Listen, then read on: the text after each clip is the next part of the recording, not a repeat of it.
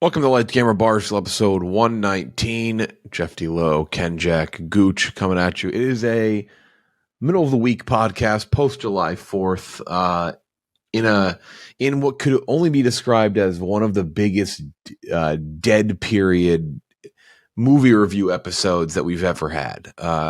We want to so badly review these great, massive releases that are coming out. But we're stuck on Insidious and the Red Door because Mission Impossible does come out middle of the week. We're not going to review it till next week. Got to get people the weekend to see it. And then the week after that, we're going to have, Oppenheimer, Barbie, and then the train kind of rolls on the rest of the summer. But it's like just one. It's an exercise in patience with Insidious and the Red Door, which is the fifth Insidious movie. We did 5 of these? Follows the they're in the same universe as old Annabelle or whatever. The Patrick Wilson horror expanded universe. Just an absolute ripper of 5 movies. Insidious, which I don't love Insidious. I don't like it, but I also I get it.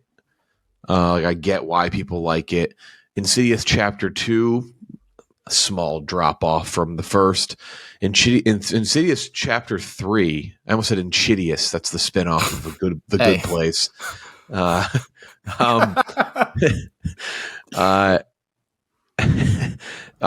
large drop off from Chapter 2, and then Insidious: The Last Key was fucking horrible. And I'll tell you what, The Last Key came out, I want to say around COVID. No, it came out before that. It's been 5 years. I'll tell you what, there's someone who is a fan of Insidious and Mission Impossible, and it's like, man, the 5-year wait for both of these has been unbelievable. This movie, The Red Door, might be worse than The Last Key. It stinks. Jeff, I don't want to be mean to 2X returning guest Patrick Wilson, but yeah, he did his best. He was trying. I'll say that much. But Jeff, you really undersold. You told me it was bad, and then I watched it, and I was like, "Holy shit!" I was surprised you hadn't seen any of these. The title alone terrifies me. Insidious. Well, The Red Door is also very scary. Like that's a combination of two very scary things. But it was like watching Patrick Wilson. It was like watching a pilot try to land a plane on a 10-foot runway. You know what I mean? There's nowhere to go with Insidious. No. You got zero runway with that. So I felt bad. And the we'll get into it. The premise and the plot and the story and the character and there's kind of two main characters. Oh my god, one of them I just couldn't. One of the worst characters I've seen in recent memory. Also, one of the most preposterous storylines. On no planet in 2023 would there be a guy and a girl roommate in college. Oh no, God! And no. I don't care how they explain it. There's no exception. That would be fixed within 15 seconds of stepping on campus. Mm-hmm. Especially if one of them was playing the fucking whatever that thing is, the blow piano bullshit. They'd be out so fast. It's our Hooter. Yeah. You forget that it's a liberal arts college. Liberal. True. That could maybe they allow. What did I was like, well, that's just not believe. There's a demon that possesses someone in this storyline, and yet I'm like, the college roommate thing is the least believable thing I've seen in this movie. Yeah. So we're dropping a little later on Tuesday because the Willy Wonka trailer is coming out with Timothée Chalamet and Hugh Grant, who we've already seen a picture this morning. Yeah, we're gonna watch it live. By the way, saying Hugh Jackman on the meme. I was putting the rundown together. Leave me alone. We will talk about Hugh Jackman. We have a lot to talk about Deadpool. Hugh Jackman in Wonka is actually kind of cool. The Deadpool thing is very interesting because it's to a point where we've seen a lot of stuff, and I'm also like, all right, maybe that's enough now. Because now I'm like, all this seems cool, but now all this is I guess ruined for the mainstream public at this point. Maybe not the mainstream, but pretty close to mainstream. It's not like these are just Reddit leaks or spoilers. These are things that are just out there now. We'll get to that in a minute too, but we will watch the Wonka trailer live and react to it. I don't know what to expect. We talked about this morning. They played Pure Imagination in the trailer for the trailer, which begs the question: is this like a song that Willie just sings? Has been singing his whole life? This is a great example of Patton Oswalt does a bit about the Star Wars prequels where people are like, where it's like George Lucas, he would go back in time and kill George Lucas with a shovel if he could, just be like, hey, like, you like Boba Fett? Like, yeah. It's like, hey, you get to see him as a little kid. It's like, oh, sure, I guess. Like, that's great. So it's like, that's one of those things. Like, I don't know about Wonka. We'll see though. We'll see the trailer. And we also have an interview with Pom Klementieff. She is in Mission Impossible Dead Reckoning. We also have an interview with Simon Pegg. But Simon Pegg, he didn't spoil anything. But Simon Pegg, I think the interview will be better if you've seen the movie already, because he references things a little more directly. So we're going to hold off on the Simon Pegg interviews. We have 2 Mission Impossible Dead Reckoning interviews that we will be dropping. First one today with one of the villains from the movie. Deadpool 3 stuff. We'll start with that. The big one off the top is the first look, and I'll note spoilers. This is stuff that's out publicly. They're posting about it. This is not like we're talking about leaked things that have not been discussed in the mainstream zeitgeist of comic book movies. But if you don't want anything spoiled for Deadpool 3, I would probably skip ahead. It's crazy. They are just spoiling their own movie. Dumb. Very dumb. Yeah, so Hugh Jackman, first look at Hugh Jackman in the comic accurate X-Men suit. A lot of speculation for a while that Deadpool would help tie the X-Men into the MCU with time travel. Obviously, last we had a lot of time travel with Cable, character played by Josh Brolin. So there's been a lot of discussion about that and like what different X-Men and Fox characters we'd see in the first MCU Deadpool. Jennifer Garner apparently going to be in the movie as Elektra. There's long been rumors that Ben Affleck will be back as Daredevil. There's also this is kind of the bigger one, a set photo of a 20th Century Fox logo like crashed down on set. So like super meta, which you expect. That's Deadpool. All this is very cool. It looks badass. Also, I know Kendrick, you love the first picture of the Hugh Jackman thing was so grainy. It was maybe 3 pixels total. It was incredible. It's like fucking incredible stuff on there. I just think this is so dumb. The fact that they publicly put all this shit out this early. And like there was rumors that he was going to be in the suit and all that beforehand. But like that is a moment that I would love to see live. Seeing even like, I'm not like a fucking Daredevil fan or like an Elektra Jennifer Gardner fan or anything like that. That's something that'd be cool to see in the movie. I don't want any of that leaked. I don't want to know any of this information. And it's like pissing me off the fact that like I now know it because it's ruining what could have been a pretty cool theater experience. And I don't know. I mean, it's not like I'm not going to go see this movie now because of that, but it makes, I know what I'm missing now, which is frustrating to me as a fan of these movies. Yeah. Everything about this like production has been a little rocky. It feels like from like, they're continuing through the writer's strike, which I know pissed a ton of people off. And then these you can't get on, like if you want to avoid stuff, you have to stay off Twitter right now. Like, it's not just the stuff that is like leaking, like the set photos, the 20th Century Fox thing. Like it is just straight up stuff that they are releasing themselves. And it makes, like Ken Jack said, it makes no sense. The suit looks cool, I guess. Yes, I don't know. No People really freaked out over the suit. I like the suit. Why? I like the early biker gang stuff that they did at Fox. Why didn't they like the suit? What did they think wrong with it? No, they liked it. People liked it a lot. Like they freaked out like in a good way. They were like, "Oh my god!" They soy faced. Gotcha. They I did. thought the suit was cool. They're like, the suit's yellow. It's like the cartoon.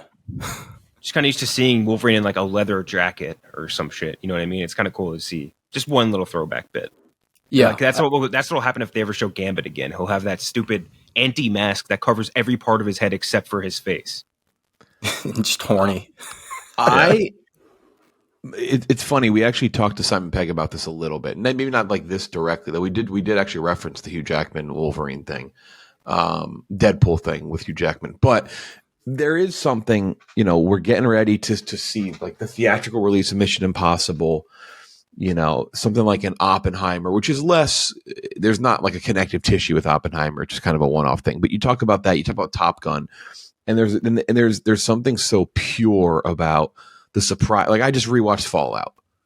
There's something so pure about like the Wolf Blitzer thing in the beginning. There's there's all these surprises and these moments and these things you don't expect, because yes, there are ways to find spoilers and leaks and everything, but it doesn't exist as much in a movie like Mission Impossible, or like a Top Gun, like these like these Tom Cruise vehicles. And it's kind of why, again, we're comic book guys. Like I love these movies, and they've definitely fallen off to an extent. Like they've hit a big bump in the road, but it's this over spoiler. Like imagine like the Doctor Strange cameos would have been great if we had not known about them for so fucking long. If they'd not been leaked, if they'd not been talked about. There's just so many little things that you're like, damn, man. Like I don't like even Spider-Man. Like imagine if we'd never known that those guys were going to be in it. Like if we had not seen leaks, we'd not see. It's like it's tough, and it's like while you don't want it, like that's never going to end. And it's another reason why I'm so excited for Mission Impossible in theaters. It's like I don't know the surprises. Like I'm going to see a genuine movie experience. And it's not like in my mind, like people always got pissed off when like people would tweet or react to like Game of Thrones or some other thing, which is essentially live appointment television. And like they'd be like, oh, I can't be on Twitter for the next 24 hours. Like that's like a joy compared to what you would have to do to avoid comic book movie spoilers at this point, because you need to be off all of social basically until the movie comes out if you want to avoid it. Otherwise, someone's going to bump it into your timeline. It's going to be put out somewhere. You're going to see a headline. It doesn't matter. And like every major publication basically has to publish it. You know what I mean? Like if they put out fucking a picture of Hugh Jackman in this thing, like what's comicbookmovie.com going to do? They're not going to report it. Like they're not going to make that a major headline that's going to get a bunch of clicks. Like everyone has you're in a really shit spot as a fan, and it really is just frustrating. I don't want to know any of this. I want to go in with virgin brain and ears and eyes and everything. I want to be the monkey.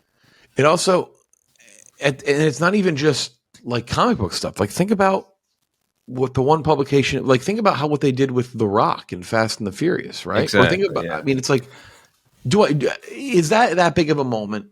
No, it's not. But like he's back in a franchise that he had basically denounced, that they said he'd never return in.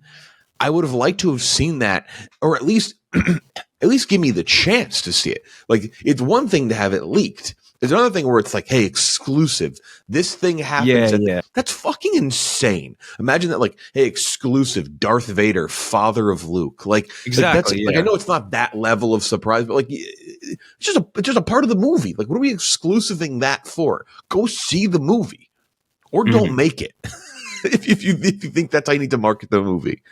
Also, with the Wolverine thing, we've reached a point now with like the multiverse meta movies and everything like that, where like, I don't think we need to see Elektra. I think that was, you could leave that one in the past. We don't need to see every former portrayer of a character return into their role. I've hit a point where I'm like, okay, I'm done with this bit. What if we get what if we get Colin Farrell? What if we get Colin Farrell's as Bullseye or whatever? Yeah, he did kill her, right? Or I even forgot that like Andy Muschietti, even he was like, oh yeah, Nick Cage is in the movie. Exactly. Like, shut the fuck up. Maybe they needed to do that. They were money, hemorrhaging money. they needed any way to market that movie if possible. Just don't. I don't know. It's just like it feels cheap now. Cheaper than it did. Mm-hmm. By the way, someone did the math on The Flash. Speaking of losing money, if they had just released it on HBO Max, they would have made more money. Not surprising because of the marketing cost on the movie. That fucked them. Also, including $10 million paid out to Tom Cruise to say it was awesome. Yeah, exactly. Yeah, accounts payable. No, I imagine he just goes to the movies and he's just like, hell yeah. Yeah, he just everything. Mm-hmm. He's just sitting there like clapping for 2 hours. He's watching Past Lives. He's like, this is my shit right here, baby. He's like in the back. He's loud trailer reaction guy where he like knows the Dune trailer. He's like, oh, yo. It's in like Sound of Metal. Like, that's my boy, Riz. Just yelling at people. I know, like not blockbuster movies. He was whooping and hollering when Brendan Fraser was jacking off in The Whale. Oh yeah, that's my guy right there. Have they ever been in? No, they shouldn't be though. Yeah. You know, he was getting the crowd going when the red door popped up for the first time. Yeah. Further, man. I missed the further. It's So that's Deadpool 3 stuff, I guess. Yeah, I don't know. It's one of those things where you got the Hugh Jackman thing's fine. Like, I think whatever. Like, would I have liked to have not seen it until the movie? Sure, but like the Hugh Jackman thing is fine. But like, it's in some of the cameos and like the Fox thing. It's like it's like all right, enough. Stop. Yeah. Stop showing stuff. Stop showing stuff, and I think we could just be done with that element of bringing back old actors to reprise. I think I'm at the point with that. Like, there's like, I mean, that's the thing with marketing. I get it; they got to make money, but like even like Dead Reckoning's about to make like $250 million its first weekend, maybe more, and also Paramount Plus does this. It drives me fucking insane. When you're binging these Mission Impossible movies, they keep showing the Mission Impossible trailer before. Stop showing the trailer for the movie that is like that's crazy. I rewatched a couple of them the last weekend, and it was very frustrating. What do they do? Even if you pay for Paramount Plus, like the full package, which I don't even know if there's a difference. I paid for since it came out. They autoplay the Dead Reckoning trailer before every Mission Impossible movie or everything you watch on Paramount Plus. So like if you're binging Mission Impossible, you're getting the seventh movie trailer. And they released a new trailer yesterday. The movie's out today. Like, I get it. It's marketing. They want to make money, but you're going to make the money. You don't need to cut a new trailer or new clips. Yeah. Crazy. I thought you were saying that they play a trailer for the movie you're watching right before it. Because I was like, well, that's what Mission Impossible does.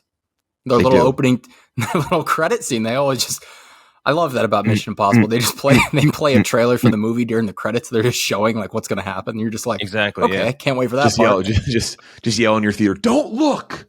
Yeah. What's that? I think. Oh, when what's the I think you should leave skit where he says no hitting? What is it when he hires? Oh, like, Johnny Carson. The Johnny Carson. The stable of stars, baby. Stable of stars. Christopher Nolan says, and this is awesome, but it also annoyed me that Oppenheimer has 0 CGI shots. Beast mode. What a psychopath! That's why you gotta love him, man. Has anybody heard from New Mexico the past 6 months? Yeah. Would it be funny though if the atom bomb explosions looked terrible? Like they did a horrible job with like the miniature or whatever they do. It's like, I mean, it's just not very surprising. It looks awesome. I don't really know what to say about Oppenheimer anymore. I hope it's great, but there's also this like really odd. I don't know if you guys agree with this. There's this tiny sliver. And their reviews aren't public yet, right? I hadn't seen any. Some have seen it, because they showed off like the roll of IMAX in New York last week, but for like a screening. But there's a couple little things where I just think to myself, like, what if it's not good, or like, what if it's like just okay? It's not going to be bad, but like, what if it's like even like it's very long. I love long movies, so I'm not saying that's like a reason why I'm going to dislike it, even though we just reviewed a movie where I said it was too long, and that was my problem with it. But like, it's a long movie. It's 3 hours. They talk, and I know this makes me sound like a prude, but like even like kind of like the sex theme thing. It's like this long, full. It's like, all right, that seems like nerd.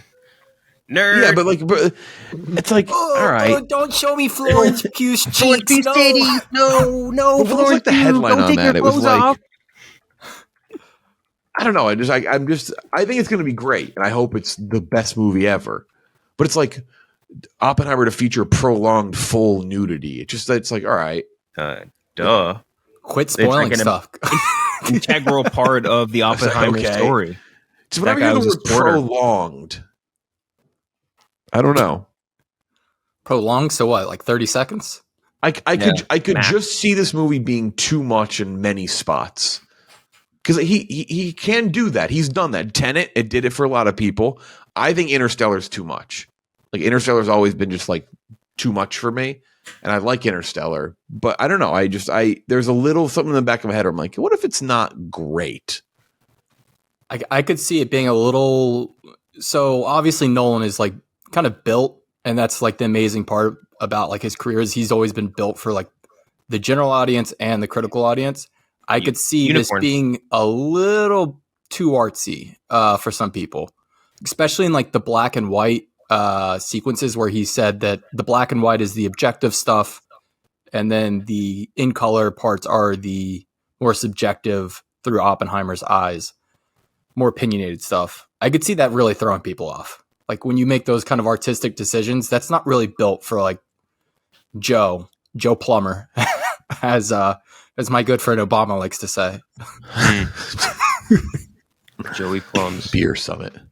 Yeah, I don't know. I think it's gonna be great. I'm playing, I guess, dorky devil's advocate, but it is like something where I guess I've just kind of thought about it. I was talking to our friend Kirk Minahan about it. We were just like, look, I think it's gonna be good, but like, what if it's one of those things where if I'm walking out of the theater and I'm like, okay, that wasn't as amazing as I'd hoped. Like I almost feel like we're gonna be like, oh, I guess I could have seen that coming.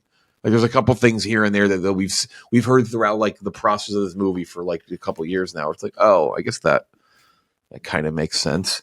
Speaking of Oppenheimer, Robert Downey Jr. He was talking about the Doolittle and yeah, that was a crazy one. He also so go ahead and say what that was. Like he said the two most important movies of his past 25 years of his career were The Shaggy Dog and Doolittle. I guess it was because the Shaggy Dog convinced Disney to insure him again, and then Doolittle was just like a flop and like a wake-up call for him. Doolittle also, I think more importantly for him, would be most important because it paid him like $40 million or something like that. They paid. I remember when it first came out, one of the big articles that came with it was how much they had paid Robert Downey Jr. to do that movie. What was the big part of it that we kept making fun of? It was a fart or a poop thing, but I forget exactly what it was. Was it because there was like a dragon involved? I remember that much, and I forget if Robert Downey Jr. has to fart or poop something, but like it was an integral part of the plot, and it was very dumb. Jarvis, clean up my poopy diaper. Yeah, my poopy diaper. It's just weird. I finished the Marvel contract, then hastily went into what had all the promise of being another big, fun, well-executed potential franchise in Doolittle. God, what a miss. I had some reservations. Me and my team seemed a little too excited about the deal, not quite excited enough about the merits of the execution. But at that point, I was bulletproof. I was the guru of all genre movies. And then... I don't know about that one. Honestly, the two most important films I've done in the last 25 years are The Shaggy Dog, because that was the film that got Disney saying they would insure me, which makes a ton of sense. He played a fucking like a goofy villain. Then the second most important film was Doolittle, because Doolittle was a 2.5-year wound of squandered opportunity. And he said, Iron Man actor not only starred in Doolittle, but he was also producer alongside his wife Susan Downey, adding, the stress it put on my missus as she rolled her sleeves up to her armpits to make it even serviceable enough to bring to market was shocking. I love her all greased up, sleeves rolled up like, this movie fucking stinks. Forward. By the way, I looked it up. It was a dragon fart. That was the integral part of the Doolittle execution. What a movie. What a picture. He also said he thought when he went into Oppenheimer production, he thought he'd forgotten how to act because of Marvel. He said how demanding was the Iron Man role in the last like 6 to 10 years? I don't know. Not very. Which is funny because like Iron Man is like objectively speaking, like it's a great performance. Like he was always so good at Stark, but he is Tony Stark. Like I'm sure he got like lost in the fucking role and just like even think about like him on every red carpet, even if it wasn't like a Marvel movie, he was just Tony Stark. He had the glasses, he'd do the fucking peace sign, like he just becomes Stark. I just imagine him walking around his house and he's got like the old Iron Man set, like the actual costumes. He's just lounging around in them. Lounging. The old big metal one. Doing like his snap click thing with his fists all the time. Like, yeah. That's Oppenheimer. Purge 6 is in the work. And we'll follow America being broken into states based on ideology, sexuality, and religion. The quote from director James DeMonico is, you have your black state, your gay state, your white evangelical state. It's really a broken country. Pass. The hardest of passes. That movie. How many times do you make a sequel to this movie? Bad. Got the cat femboy state. I was about to say that would be the anime state's the one I'm really curious about. How many times can you redo this movie or make a sequel and redo the way you say America is broken? It's just every movie America is like, every one of these is just America's broken. The forever purge. I'll never forget it in that trailer. Make America purge again. Whatever happened in the forever purge? Obviously, it wasn't forever. No, sure wasn't. Huh? Forever purge was the Wild West one, right? Yeah. That was the one where it was like Hispanic immigrants fighting against the forever purgists or something. I don't know. It was bad. All the Purge movies after the first one were pretty bad. So it's very... I don't think I'm very excited. Where do we have... the ethno-state purge. Never forget that Marissa Tomei was in one of them. What a fucking... It's just crazy. Oh, yeah. Right, let's see the Purge franchise by me and Ken Jack here. Purge... in charge of the Purge. That is crazy. The Purge looks like a carbon copy of the Insidious rankings for us. It goes... Insidious went... Combined, our average scores 55, 41, 21, 11. This one went 56, 44, 36, 18, 29. So we actually liked Forever Purge more. The first Purge was really, I mean, they're all bad. Yeah. No good. I just don't know how much money did the last one make, or the one before that, because I think the last one was a COVID movie. So like, what's the one before? Because there's Forever Purge, and then the one before that was the very unsubtle race one. It's like no nuance whatsoever. Yeah. I think it was like Trevon Rhodes was in it. All right, so let's see. The Purge made... The first Purge made 89 off of 3. The Purge Anarchy made 111 off of 11 million. Election Year made 118 off of 10 million. This is why they're going to keep making them forever, because they cost fucking 20 million to make. Purge made 137 off of 13 million. But this is interesting though. The Forever Purge made 77 off of 18, but that was July 2021. You could still consider that being the COVID era of movies. So that's, I guess you could probably kick that up a little more. God damn. Crazy. Jason Blum should be running Warner Brothers, not fucking David Zaslav. Yeah. Jesus. If you like these movies, I apologize, but like, there's a guy that leaves this movie, every one of these, and goes, man, these are so fucking smart. No, there can't be. I refuse to believe. It's not even the intelligence level of the film or whatever. They're just bad movies. They're like, they're not done well. Because it is the original premise of The Purge is, I will always say, one of the biggest wasted opportunities. Like, it is, for what the first one is, it's fine. Like, it's bad. Like, it's not good. Cool. But like, it's whatever. It still works. Like, if it's on, I will watch it. But it is, the idea is significantly better than the output, because it is a cool idea. Yeah, this is like the blue check mark Twitter, like fucking wet dream, sort of, like when they're like, let's just divide the North into the South, and then all the cool people will go up north and all the bad people go down south. Like, this is like their wet dream when they have by the way, parody. That was the reaction. That was, I am not a fan of Threads. I'm on Threads because just in case Threads takes over Twitter, and Twitter, but Threads is it's just not a good social media. And I only go there to post. I have never read another post on Threads, because their main feed is so fucking chaotic. There's chronological timelines on social media. There's non-chronological, and then there's whatever Threads is. It's insane. You're mainlined. You have to have on a social media, you have to have some form of chronological, because so much of that type of posting, unlike Instagram not being chronological, whatever, like, I don't care anymore, like, got over it, right? Like TikTok, like, whatever, right? Something like a Twitter and what Threads has to be. Otherwise, like, it's not even just a sports thing, it's live events, it's elections, exactly. It's news, and you don't get that on Threads. And also, I don't know who tweeted this. It wasn't like a crazy viral tweet, but somebody said, honestly, it might have been Coley. I might be wrong, but hey, Coley, I just attribute this to you.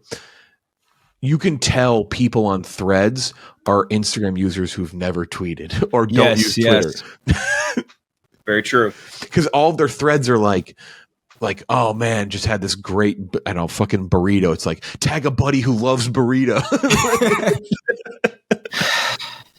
I made $5,000 today. What's going on, Thread? It's like people who first are using Facebook for the first time in 2008, right? But that's the thing too, is that this whole mainline feed is like, I don't want to see those people ever. Like, I kind of just want to have the same following that I have from Twitter and just see their chronological live updates to things, because that is the biggest benefit of going on Twitter, is like that you get that chronological quick reaction to anything that everyone's talking about or whatever in that moment. And like, that's never what I've been on Instagram for. You know what I mean? The best you get with that is like 500 people taking a picture of like the hazy smoke sky in New York City on their story at the same time. Like, that's the closest thing you'll get to it. I need that. If I could port my following over to Threads, that would be great. Just because like that's the other thing. It's like I've had this list of people I follow for 15 years now, or however 14 years. It's like I'm following like my high school science teacher on Threads that I had on Instagram in like fucking 20 whatever. I will say, you don't realize the stupidity of what you follow on Instagram until you log into Threads the first time, and then like. I follow a guy who only does self bowling ball nut shots. I love that, and they're quite funny every now and then. But when he's just like he's just threading about like his like, it's like God, he's just threading. He's like, God damn, my nuts hurt. It's like idiocracy. Like, damn, this really makes me feel like a fucking idiot. The funniest thing too is that Instagram users are by far, out of all the social media frequent users, the dumbest human beings on earth. Instagram users by a humongous margin. And some people try to argue TikTok. I don't even think it's close. I think it's Instagram far and away. You cannot post anything on Instagram that has anything beyond a surface level intention. Otherwise, you get just bombarded with the dumbest humans alive. I think the problem with an Instagram comment section is you can't get dunked on hard enough. You know what I mean? And like the Twitter, if you post something stupid on Twitter, like in a reply, like in a comment section, you will get absolutely dunked on. And it's just impossible to do that on Instagram. TikTok, you can do it a little bit, especially with like the reply videos, like you can do it. But Instagram, you just post into the ether. We need more shame. More shame for dumb people. More bullying. Yeah. You can literally like post on Instagram like, hey, I really want the sun to be extinguished. And you have 5,000 people. L comment, L post, clown emoji. You idiot. Don't you realize we wouldn't be able to live? It's incredible stuff. The intelligence level of Instagram. I just saw a tweet about packed, sold out IMAX. Man, I'm so fucking excited to see this movie in IMAX today. Anyway, poster out for Wonka, meeting trailer very soon, 15 minutes. We will react to it live. We'll probably have to splice it in just based on how we're timing here, because we're on our last two news stories. Ryan Gosling, "I'm Just Ken" song from Barbie was released in a music video style, not a direct clip from the movie, right? Based on the way it plays out. The song is from the movie, but I think this is like more of a montage that covers up like whatever scene this would be in. What do we think about Gosling, his singing here? I didn't watch it. I wanted to save it for Barbie. I saw like people reacting to it. I was like, I'm not watching this. I'm saving everything about this for when I go and watch it in a couple weeks. I do not have the strength you have. I watched it and it was fucking awesome. But you're right, Jeff. I do think it's only a clip of the song, because I know Slash is supposed to be on that song too, which is awesome. What? How the fuck did Slash signed up on that? Everyone is in this fucking movie. Everyone. Fair. This press tour and this, like, I gotta hand it to Warner Brothers. They're releasing this movie, right? Yeah, it's a Warner Brothers movie. They have knocked this out of the park in terms of, as far as press tours go and like promotion for a movie. This is about as good as I've seen in like recent memory, like outside of like your Marvels and your big DC movies. I mean, it's been nuts. Whatever they're paying Ryan Gosling, not enough. Every quote, every interview he gives, he gives like a great quote that just goes instantly viral. I wonder if we would win at a battle of like the one name musicians, like the Edge versus Slash versus Seal, Flea, Prince brings it home. Yeah, but he's he is like an incredible guitarist. I was just thinking more like because I think of him as like voice versus like the other guys I all think of as purely music. You know, the Edge. It's so funny. You hear the name The Edge, and then you look at The Edge, and it's just some dude. But then then Slash, like that dude looks like Slash. Like he looks like his name should be Slash. But The Edge is just like a dude in a fucking beanie with a goatee. It's like that's just a regular man. You're not edgy. You're not The Edge. Oh, and then Bono. Just don't even get me fucking started.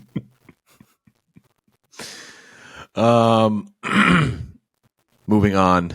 Last thing. There's a couple other trailers. What is it? Twisted Metal with Anthony Mackie. Looked fine. Better than I would have given it credit for. Based on the idea of it, I was like, this has no chance. The trailer was okay.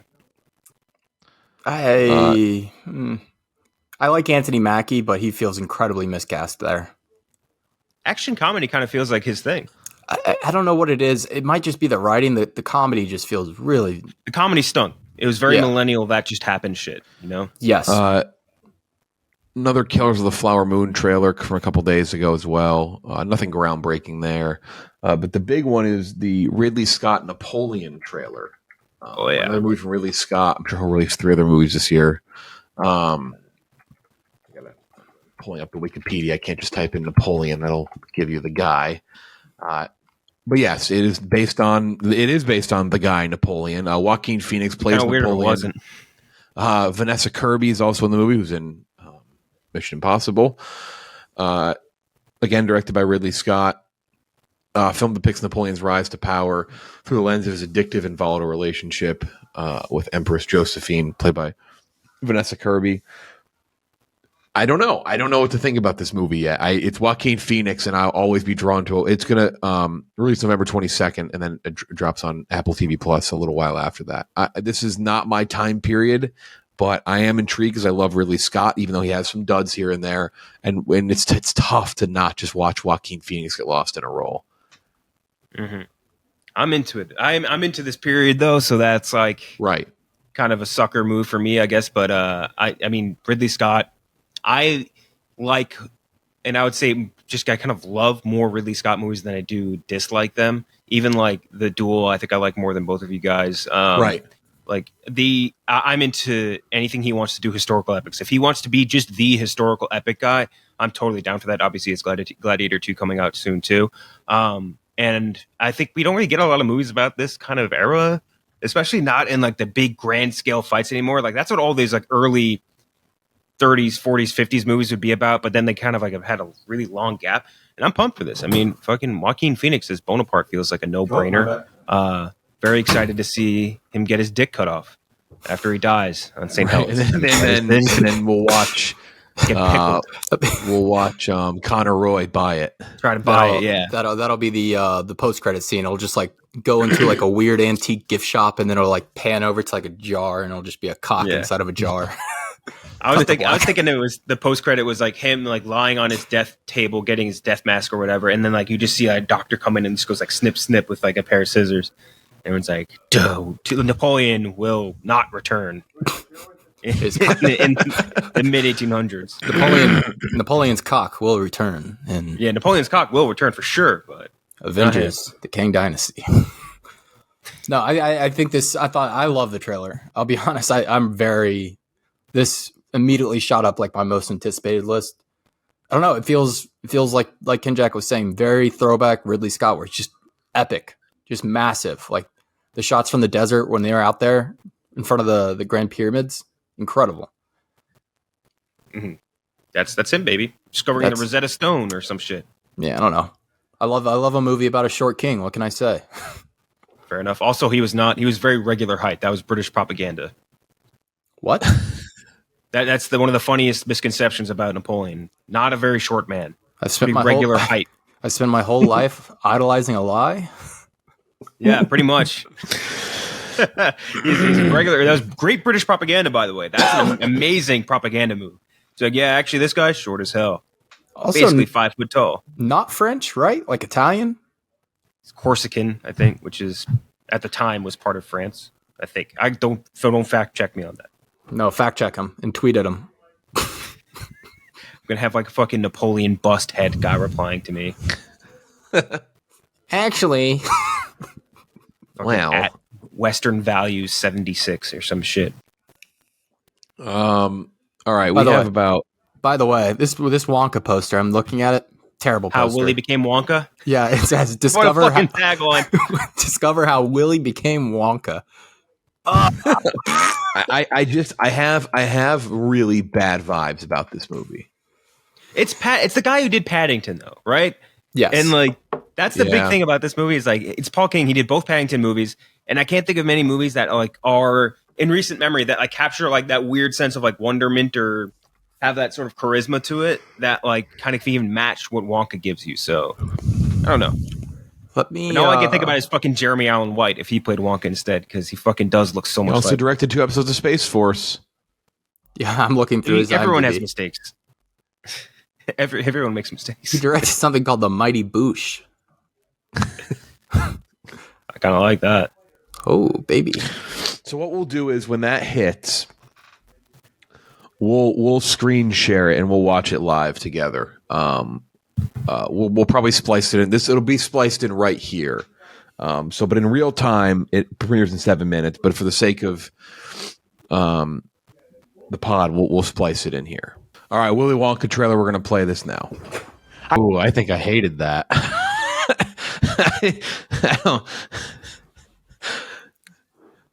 Listen, I think I was in until that last little bit.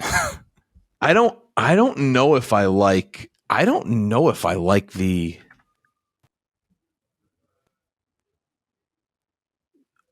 know if I like the portrayal of that. That's weird.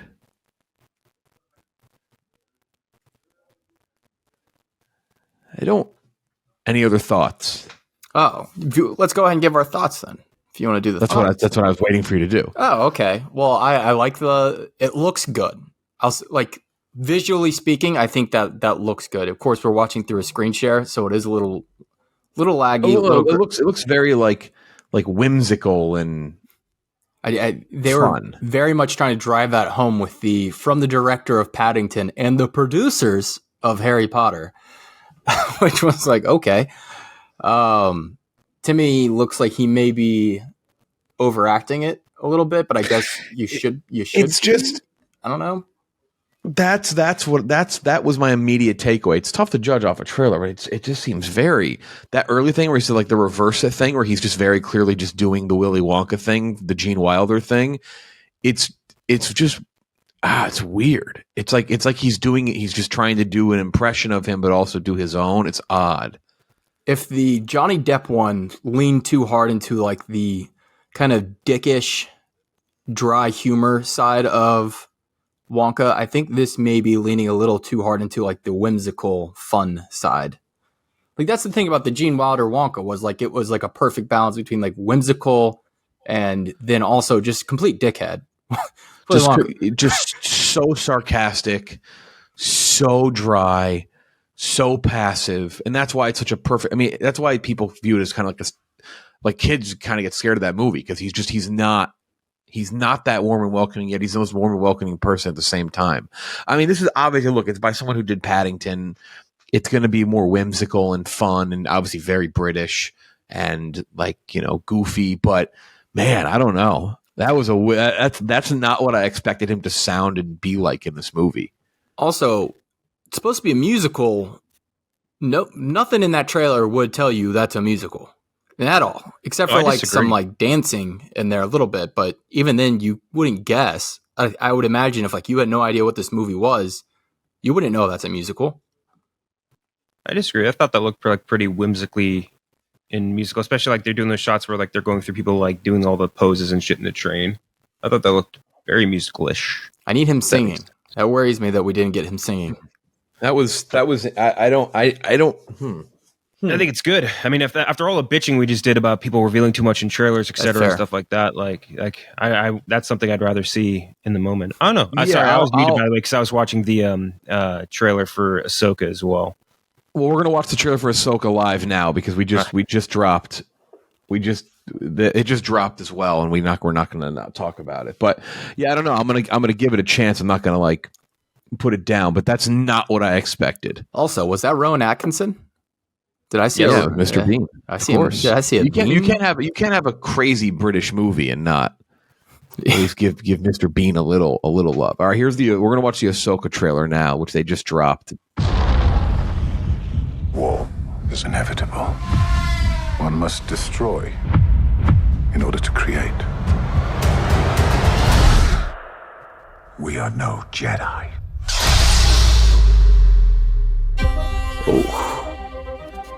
I started hearing whispers of Thrawn's return as heir to the Empire. What happens when we find Thrawn? Power, such as you've never dreamed.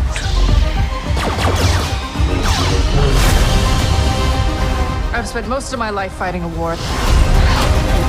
That's why I'm trying to convince you to help me prevent another one. You and I both know who could help you with this. She's still just as stubborn as ever. I bet your master found you difficult at times. Anakin never got to finish my training. I walked away from him, just like I walked away from Sabine. You never made things easy for me, Master. As a Jedi, sometimes you have to make the decision no one else can. But I'm counting on you to see this through. Nice haircut.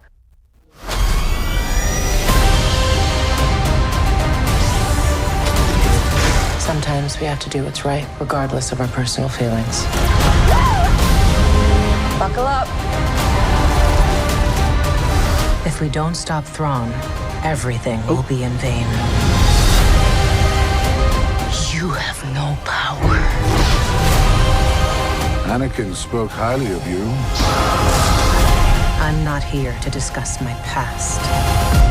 We have a lot of work to do. Once a rebel, always a rebel.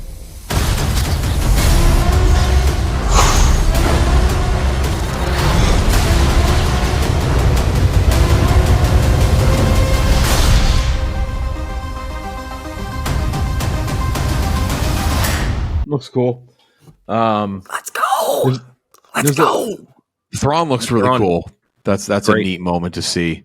I just got like a commemorative Timothy Zahn, like Heir to the Empire, like box set. I mean, he's like one of my favorite characters ever, Star Wars wise. There's still like a weird, oddly like uncanny thing that I can't quite figure out with this show yet, just because it's so directly ported from like a goofy looking cartoon. Because Rebels is a little like different of a look. It's rounder than Clone Wars. Yeah. I don't know. There's something just off about like Hera to me, but it looks really fucking awesome. It looks badass. Like Ahsoka looks awesome. And I just think it's such a cool character, and it's anything Filoni's not directly involved in. Like it's impossible to not be excited because he just cares so much.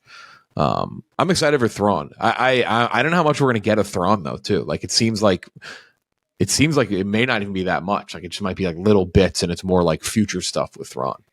But I don't know. It looks pretty good. I'm trying not to soy fish right now. If you guys can't tell, that was awesome. I love Ahsoka. She's so fucking cool. The that line to open the trailer with Balin. We are no Jedi. What a callback. Yeah, even though the amount of Jedi that survived Order 66. Unbelievable. I mean, Order 66 kind of stunk. it did a bad job. I don't know who's to blame, the Sith or the Jedi, for that story being so exaggerated, but just so many survived. Too many. Crazy, crazy that they just got away with that. All right, so those are the trailers for Ahsoka and Wonka. Ahsoka was surprised, but though they had like a behind the scenes the other day, so I guess I shouldn't be too surprised when they dropped the trailer. And then Wonka, I don't know, Wonka is what it is. I'm still excited. I'm excited for it, but I'm a little surprised by what we saw from Chalamet. I didn't know I guess I didn't know what to expect with how he'd perform and how he'd act that character out. Very interested to see what people say online, though. That is going to be quite the reaction. People are going to hate that. Yeah. But again, it's very hard. Here's the thing: if that was what's his face, who did fucking Mary Poppins? Lin-Manuel? No, the director. No, it's something. Tom Hooper. Yeah, he did Cats. He did all that. Or no, Tom Hooper did like King's Speech and stuff. Who did fucking? I thought it was. Who did Mary Poppins? Though Tom Hooper did Cats. If Tom Hooper did this, I don't think I'd be very excited. Who did Mary Poppins Returns? Is that the name of the movie? Was it Mary Poppins Returns? Rob Marshall. Rob Marshall, right. If Rob Marshall, who is the only person ever allowed to direct a musical, if like Rob Marshall had did this, I don't think I'd be so positive after the trailer. Like because this is like the Paddington, like you know what, I'm gonna like I do think like we could have something good here, just because it's like he's perfected that, and it's got that same feel as Paddington, is like fun, whimsical, good time, feel good, because it does have a very feel good like vibe to it. No, we'll see. Interesting. Roald Dahl is rolling over in his grave. Roald Dahl. Interesting. What happened in the actual sequel to Wonka? Was it like he went to they go to the fucking moon? Yeah, and they hang out with the president of the United States. Hang out the president of the moon, and like everyone like is dying on Earth or some shit. I don't. Yeah. It's like glass elevator, right? Yeah. It's a really fucking weird. It's like they go to the moon in the elevator. Yeah, I think it's called the like glass the elevator. elevator. Isn't it called? The glass elevator just keeps going, goes to the moon, or something like that. Anyway, that's our thoughts on the trailer. All right, very curious how we reacted to that. Time for our interview with Pom Klementieff, and then our review of Insidious: The Last Door, the Red Door. Here's our interview. All right, we are joined by Pom Klementieff. Thank you so much for joining us. Mission Impossible, Dead Reckoning, Part 1. Mm-hmm. You're talking to two of the biggest Mission Impossible fans there are, two of the biggest Marvel fans there are. But honestly, I already have I have tickets for today. I have tickets for 2 days from now. I mean, it's just like the excitement level, and it's not like it's just us. It's already tracking. Everyone's going to go see it. You've got to be fired up after all this time, all this filming, all these stunts. It's finally here. I mean, it's amazing. We shot the movie in so many locations for such a long time.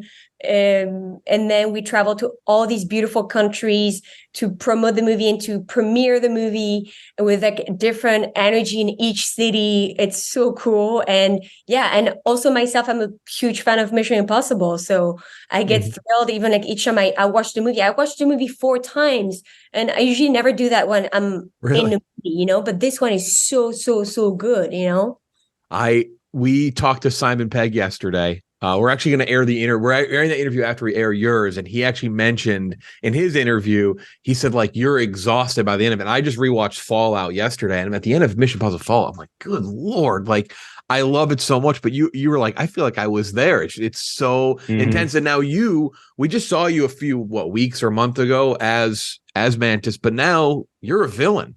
This is a bit of a different speed here. Yeah, it's cool, right? I mean, it's so fun to be able to play these 2 characters who are like polar opposites, So yeah, I had a blast doing it and creating both characters. And with Mantis too. Mantis is for the most part a pre-established character. I'm sure you had some creative stuff with James Gunn and the Guardians team over the years, but this character, I was reading about your character, Haley Atwell's character. You really got to craft what you were able to do here. They wanted you in the movie, and then from there, it's like they're casting you to make that character, not really the other way around. That has to be a great experience too. Yeah, I mean, it's amazing. I had so much freedom to come up with ideas and such a collaborative process. So it's really, really fun, creatively to do that.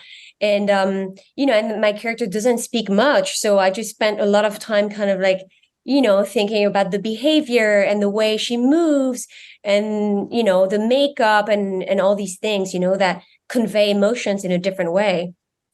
Yeah, I would say Paris does a lot of speaking with her face, if that makes sense. A lot of energy. Yeah, there's like something that is an intensity and something kind of like there is a rage and emotions like boiling right under the skin, and it's like ready to explode, Yeah, there's a great scene without spoiling where like you just close a gate and it's just like there's a great aura, intensity and aura without you having to say a word that you feel as an audience member. So there's been like a lot of with this movie, and this is going to happen with every Mission Impossible, a lot of like behind the scenes stuff. In this one, the Fiat chase through through Rome has been blown up out of everything, especially because all of it's like practical. It's Tom Cruise whipping around in this thing with Haley Atwell and they're handcuffed together and all this stuff. But how much of your part was practical? Because you're doing the chasing here in essentially like a massive tank. I know. Yeah, I mean, it was like very technical. Like some was also like someone else driving in the back because it was so technical, and the roads were like, with like monuments, historical monuments. So you don't destroy the fountain that is like, down the Spanish Steps. It's just respect. So yeah, it was tough to shoot, but it was so much fun. And I mean, you see it in the movie. I'm just like smiling, I'm laughing. Yeah. It was like me in real life, basically. Yeah, I think Caesar would be okay if like you blew up his statue for a Mission Impossible movie. That's what he would have wanted, I think, in retrospect. That'd be a tough way to alter your career. It's like, can Pom star in this movie? No, she's still paying back all the damage from right. The Spanish Steps destroyed by Pom. What a nightmare. Yeah. We saw Tom Cruise gifted you some skydiving lessons too. As far as practical stunts go, is that going to be in the repertoire next big movie you have? I mean, it was so sweet. I would love to use it for a movie for sure, Yeah, it would be so much fun. I would love to do that. And also I would love to do a Western or like do a movie with horses too. I love horses. So like when you go, because I think I read like you went skydiving like dozens and dozens of times, right? In the last couple of years. I have like 104 jumps right now, but as soon as I have some time off, I need to go back and jump some more. So, This is complete. This is just complete irony. I was just on the Guardians of the Galaxy Tower of Terror ride at Disneyland, and I can barely do that. So skydiving is not quite in my like. Just the drop with a seatbelt is enough for me. But like even when you're in the air skydiving, you're not filming. You're just doing it obviously for your own time. Have you thought about like what could I do a trick here? Could I maybe use some moves here that way I could integrate into like maybe a stunt one day? Does that thought go through your head? Yeah, of course. Yeah, I'm just like always. I don't know. I just like, that could be cool for a movie or like this exit. And I like to experiment and try new things, So yeah, it would be cool to do it in a movie at some point. We saw an amazing clip Simon Pegg posted that you're in yesterday. He finally got to post it since the movie's out. It's the behind the scenes of the motorcycle jump. And it's again, we know the movie's out. We know we've seen Tom Cruise walk the red carpet. So unless it's like a fake Tom Cruise, we know he survives the jump. But clone. It's been a clone the whole time. If anyone could do it, I wouldn't be surprised if he's like, I have a stunt double clone just in case. But what like? But it'd be fucking cool. That I would love to do a movie with a clone. It would be such a creepy story, like a horror movie with a clone. Yeah. Riley Stearns did that recently. That was a really good one. With oh my gosh, Jillian from Guardians of the Galaxy, Nebula. She was in a movie. Oh yes, I haven't seen that. I haven't seen it. Yeah, Duel, right? It's called. Yes. Yeah, I have to watch it. I haven't watched it yet. It's very creepy. He's a good director too, and obviously she's amazing.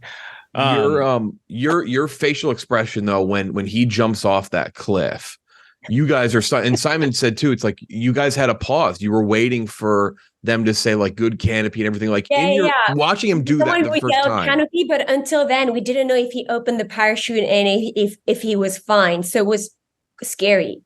Have you ever had an exhilaration like that on set? Because that has to be just next level. I mean, it was like the first day of shoot. So we're like, oh my God, this is, fingers crossed. What the hell?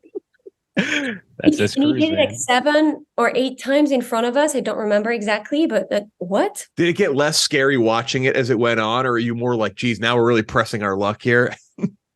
I mean, I don't know. It's like a weird mix of feelings of, you're scared, you're excited, you're like exhilarated. You're like, you're not sure, and you stop breathing too. Like,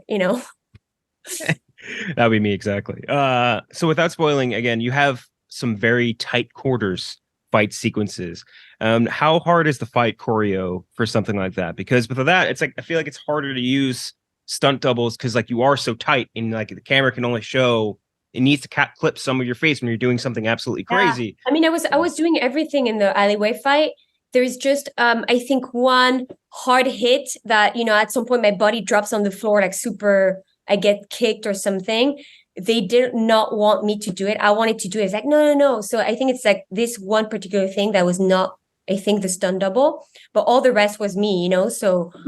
and you want to keep it like super, super real and gritty and sharp and like violent, so it was really fun to get to do that, like to do the headbutt, but like what is hard in a fight scene sometimes is not to give the hit, but it's like to get hit or to fake getting hit, because you have to really like you have to do it so many times in a row and really sell the movement and really be in sync with the other actor, so.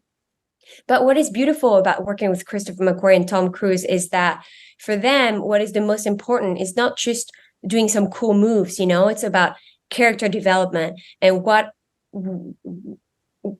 how the audience is going to be touched by the fight in a way that, so sometimes what draws you to the characters is when they're both exhausted on the floor, or like one just like stands back up and like, okay, I'm going to fight again, and then you see like all these bits of that just kind of connects you with the soul of the character, and it's not just some cool moves, and it's important because it's not just a fight choreography, it's about character, Yeah, and especially for Paris, because that fight scene does have such an important part later to play as well. So like you're saying, it's part of the character development. Yeah, and you see that also like the look at the end of the fight, with even like the makeup, the face is completely changed by the whole fight, and you see something a little bit more vulnerable too, which is so interesting. But it's really like Christopher McQuarrie's vision and Tom's vision too. I think it draws you to all the characters. And creates an emotion, Exactly, yeah.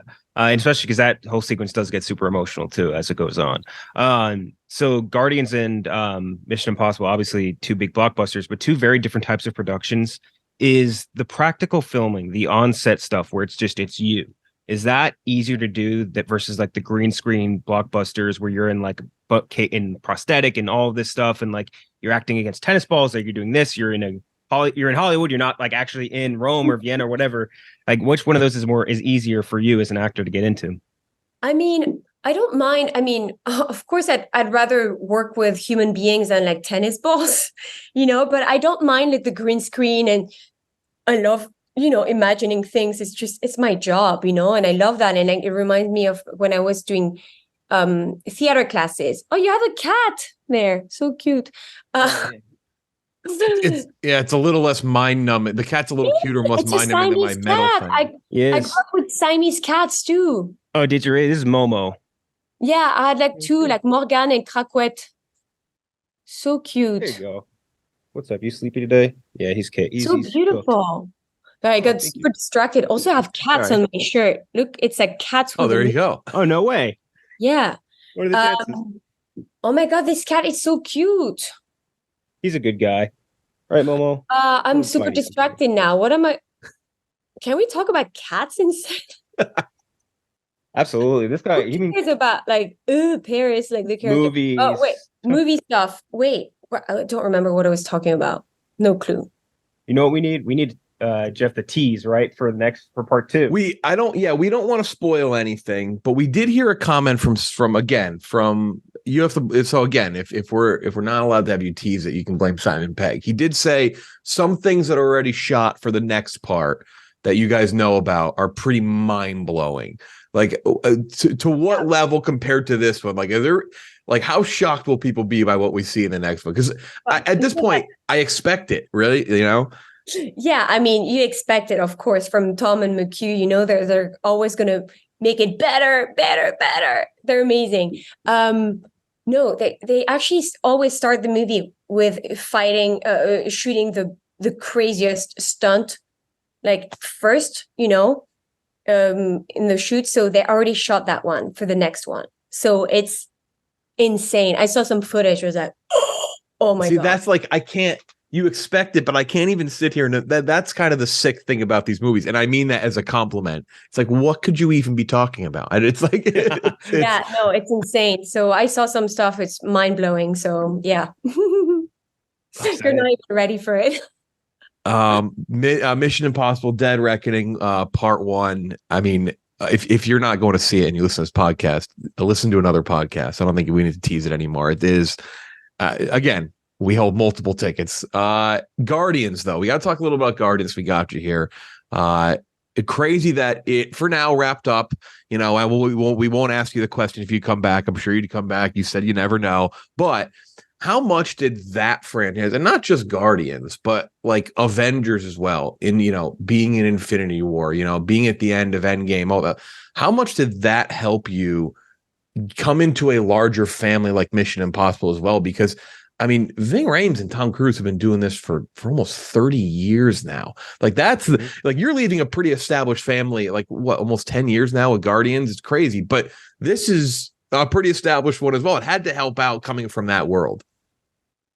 I mean, I don't know. It's like, I mean, this is what I do. It's like what you do as an actor, you know, you just meet new families and just join and just create something. And then usually you leave them, you know, but yeah, like, I don't know. I don't know. I don't think about it that way, you know, but I think it's I mean, it's amazing to join such an incredible franchise. And I've been such a fan for, you know, since I was a child. So, you know, and then you bring something new also, you know, so it's just, yeah, we just like, I don't know. It's just, I love working on this movie, this Tom and McHugh. I'm like getting lost in my thoughts.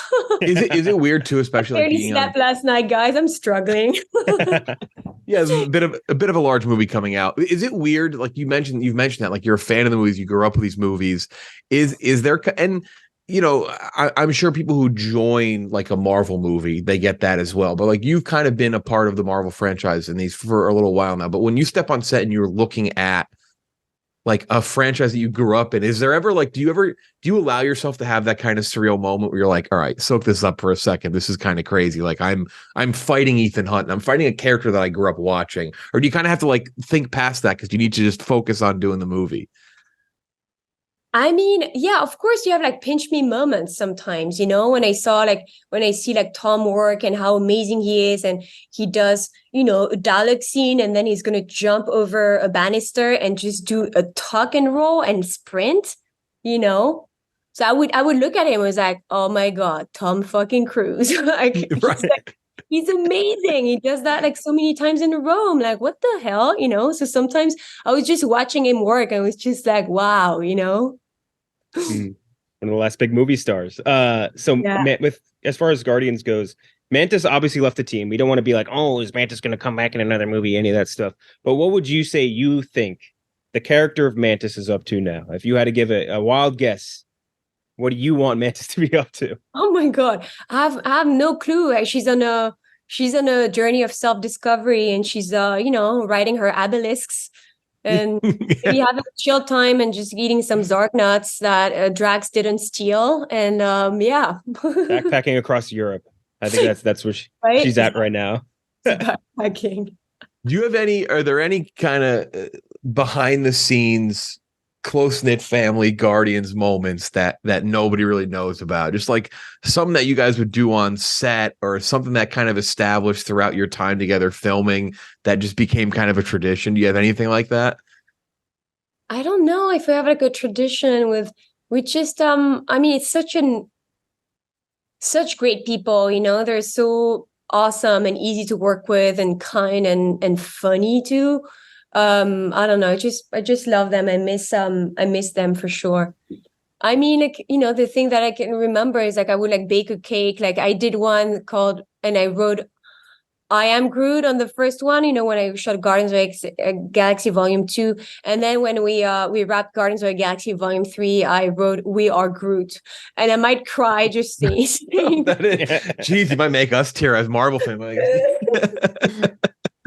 Yeah. Oh my God, I'm emotional now. It was a long night. Speaking of that family though, James Gunn, I know you can't say anything. Yeah. He's doing DC. You mentioned that you've talked about a character that you might do with DC. Is it a character that you've heard of before talking to James Gunn, or is it kind of one of those weird James? I know, like each time you guys are trying to get just one more. We sometimes don't. We've kind of stopped doing that over because we know you're not going to give us an answer. But I feel like this one, I was like, that's a unique way to ask. Is it a character you'd heard of before James Gunn talked to you about it? Yeah, I did. Okay. She's playing Batman. It's just yeah. we talked about it, and he has like a specific character in mind, and I'm like, oh yeah, that would be fucking cool. But it's just early conversations, so. Mm-hmm.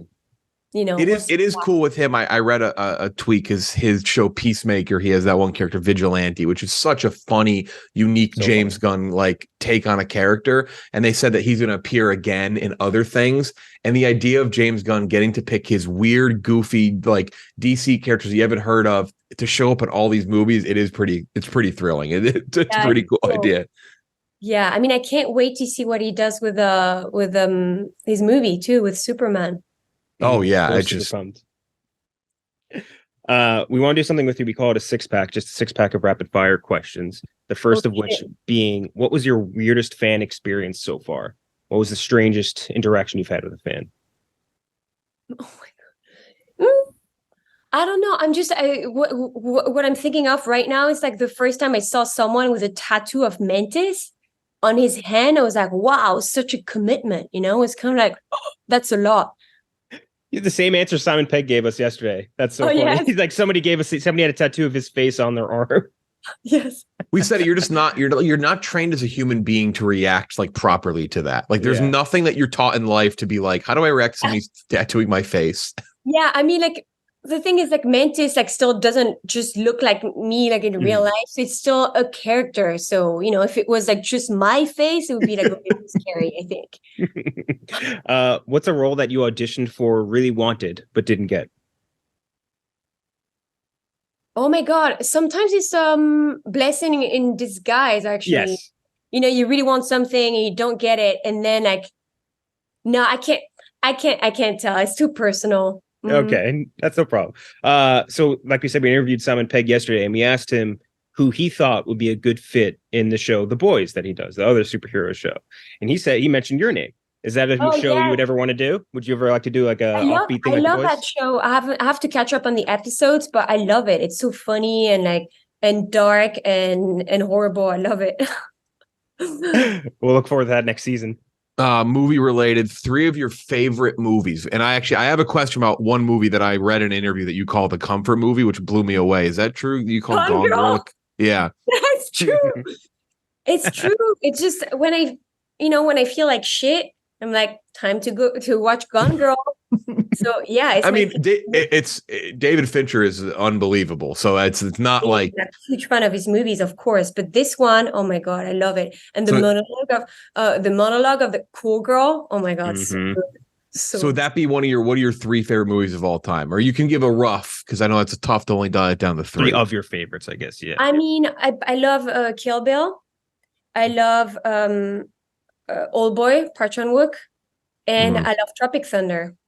That's another great Tom Cruise role. Wow, that's a great pick. Yeah, I know. Tom is so amazing in the movie. Sometimes I ask Tom, "Can you do the dance, the Tropic Thunder dance?" And then he does the dance. Like, yes.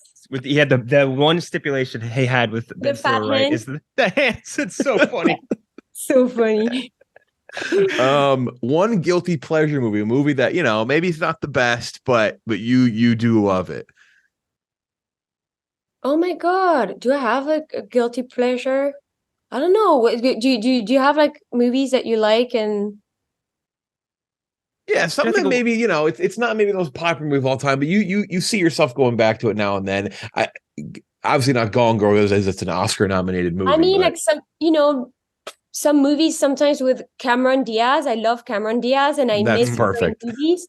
And sometimes, of course, she's done amazing movies and she's done stuff that is like less, some people would say like, oh, it's not great, but I love it because I don't know, she puts me in a good mood. So yeah. Charlie's Angels, I think would be. Yeah, for example, you wouldn't say that it's a masterpiece, but they're fucking great in it. You have to watching it, but last thing, you could plop yourself into any franchise. You're in Marvel, you're in Mission Impossible. We'll exclude DC because we already talked about it. If there's any franchise, any big movie, past or present, you could throw yourself into, what would it be? Oh my God. I don't know. You know what I was thinking is after we talked about that alleyway fight, you would be really cool in a movie. You ever watch the Raid movies? The Indonesian movies. Oh, You'd be really cool in one of those. These are fucking cool. Yeah, that would be cool to do some like crazy action like that. Mm-hmm. If you're gonna keep kicking and fighting and everything, you may have to find yourself in the John Wick universe. That might have to be the next. Oh yeah, that would be awesome. John Wick, of course. John Wick is cool. Yeah, I love Keanu. He's amazing. He's so nice too. Yeah, I was training at the stunt gym. Where Chad Stahelski and Dave Leach, had a stunt gym, and I was like training there, and I would see Keanu somehow like train there too, and it was like so kind always. Oh, it's cool. Crazy that you can be that kind and then turn on that role where it's so menacing but awesome. It's John Wick. Kind of the same. His character speaks few words. Also in John Wick, it's all about all this silence, and the mystery in the character, which is cool. So, yeah, it's an inspiration too.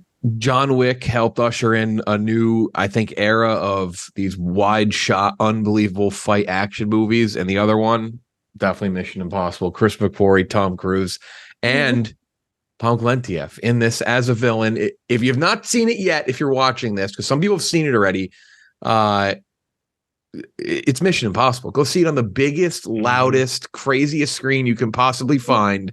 See it 100 times. Thank you so much. And I hope we can talk to you again for a potential part 2 down the road. Maybe a DC or maybe it's Catwoman. I don't know. We're going to keep throwing names out there and see if you... We'll just throw it out until we see a facial reaction. Yeah, but like Catwoman, but with your cat, with your little... with my cat, with Momo. Catwoman is like... And I would wear your cat like around on the shoulder, neck, like a scarf. Yeah. But not dead. Alive. Yeah, no, I assumed alive. Sidekick. I'm skinning my cat. Thank you so much. We appreciate it.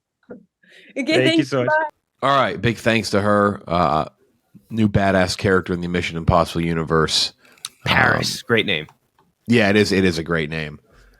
It's a sick name for that type of character. God, I'm going to see this movie like 5 fucking times. Cannot wait. Insidious and the Red Door.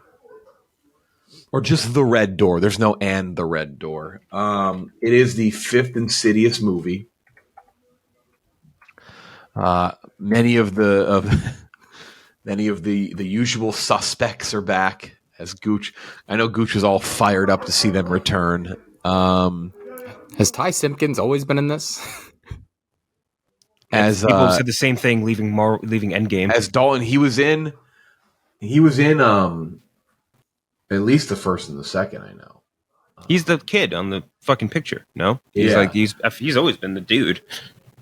Yeah, he's Insidious boy. Yeah, but I don't know if he's in one of them. I think one of them's a prequel, so I don't think he's in it. And I don't remember him really in The Last Key, but he might have been in The Last Key in like a scene or two.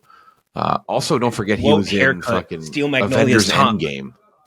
Yeah, that's what I was just saying. The Tom Cruise Steel Magnolia haircut in this is rough for him.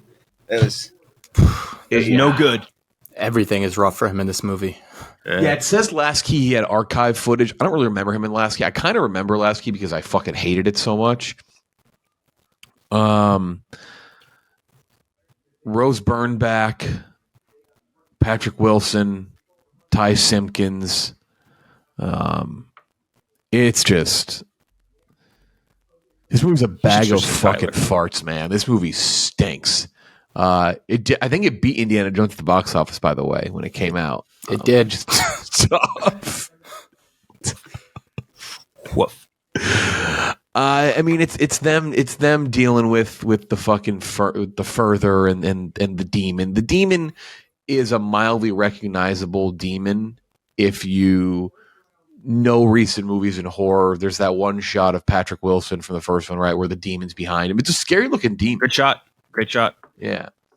Kenjek and I, we gave Insidious the first one. I gave it a 59. He gave it a 51. Insidious Chapter 2, which came after that, obviously 39-43. Insidious Chapter 3, I believe that's a prequel. I don't really remember that movie. 22 and 21. And then The Last Key was the last one to come out. And The Last Key is just crusty asshole of a movie. It's just 13, and Kendra gave it a 9.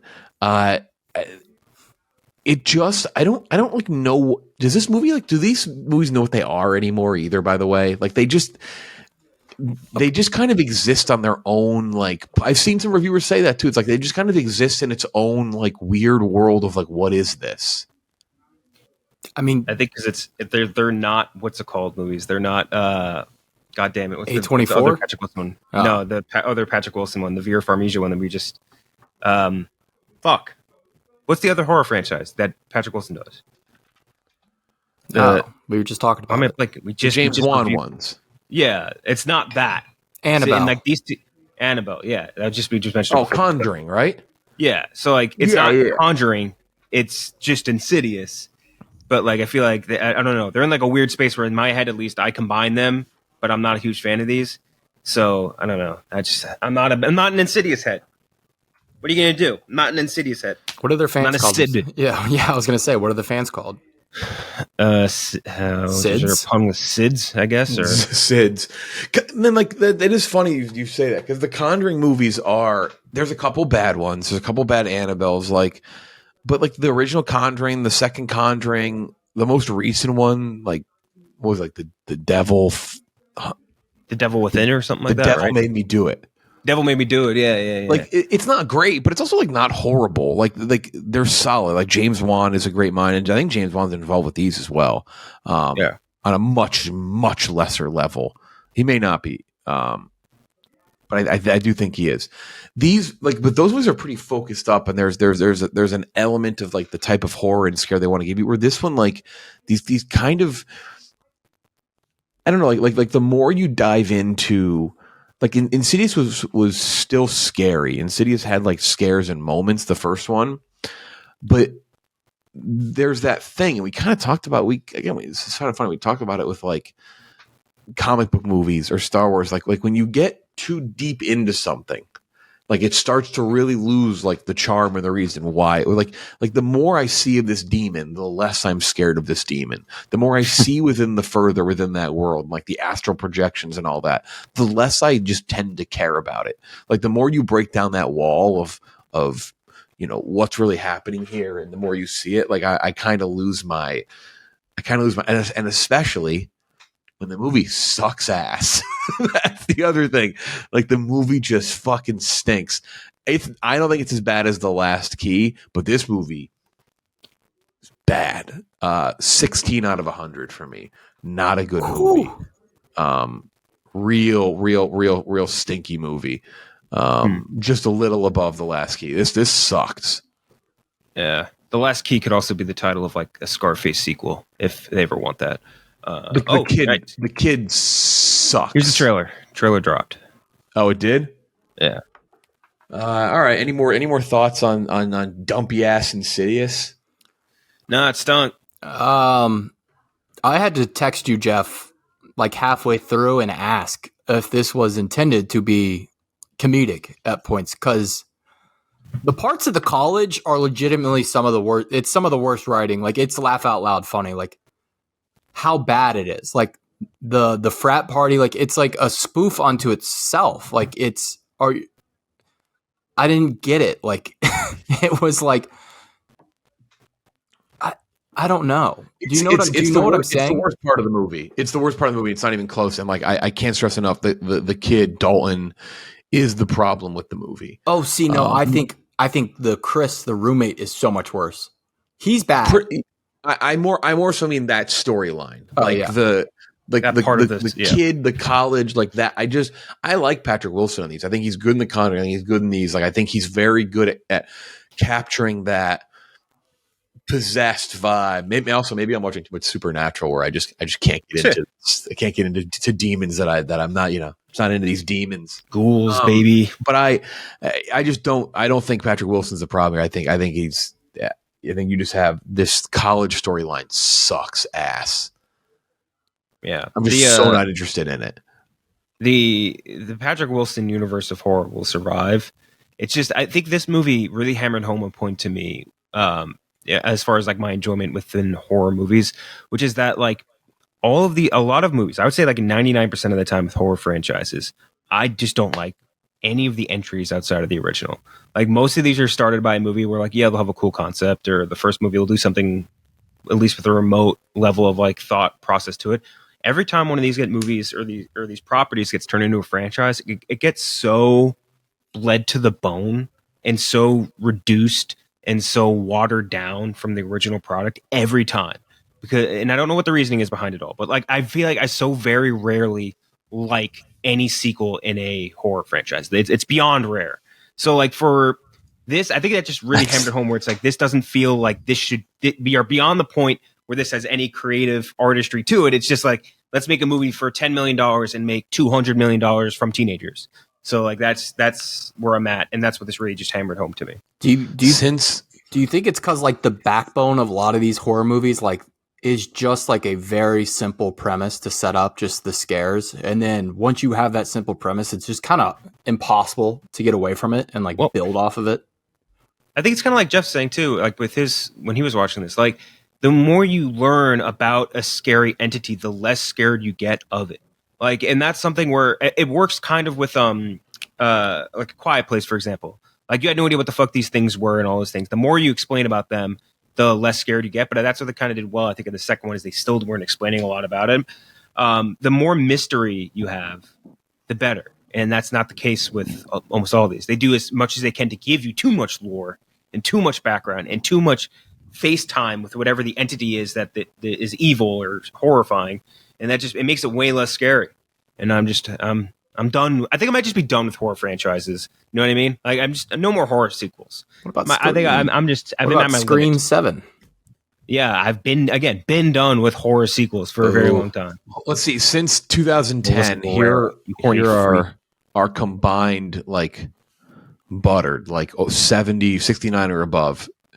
Like in the horror sequel, like lane, 10 Cloverfield Lane, which is pushing it, is calling it. That's very pushing it, yeah. And that's not even a Cloverfield movie. That's just a movie they called a Cloverfield movie. The Fear Street movies were awesome. That was still kind of one movie though, like right. Split, but even Split, it's like that's not a sequel either. Really, it's more like it is technically like it's like so. Right now, you can kind of say nothing yet. Quiet Place Part 2. Yeah, that's one. Creep 2's up there. Scream, the newer, like one of the newer Screams with like one of the not the most recent one, the one before that. We had it just above, and then Halloween, The Conjuring 2, VHS 2, and then Halloween. VHS is anthology though; that doesn't count. Yeah, that's true. And then Halloween even like Halloween when they came back, that was really a soft reboot. Yeah. That's not a sequel to whatever was happening. It stops at that. And then, as you can imagine, I can scroll down pretty far and you just see tons of movies. I don't know if it's just something about it. Like, just... Paranormal Activity, the marked ones. Oh. That's another great example for a franchise that should have been you cut it off right there. All right, well, that's it. Stinky turd of a movie. 16 out of 100. Next week, episode later of the week, normal end of week episode, but next week we will review Mission Impossible Dead Reckoning Part 1, as well as the drop our interview with Simon Pegg. I'll probably have seen it twice by then, maybe 3 times. We'll see. Oh my gosh. Gotta soak it up. You can't when a movie is made for IMAX and you can see it in the big format, you got to see it. I regret only seeing Top Gun in IMAX once. Should have went to BYU. If you want to soak it up so bad. What time are you going tonight, Jeff? I'm going, I guess, at 6:30 or at Eastern time. I'm going 3:30. I have to go to fucking Regal. Don't forget that. Oh, yeah. That's my dedication. Oh, no.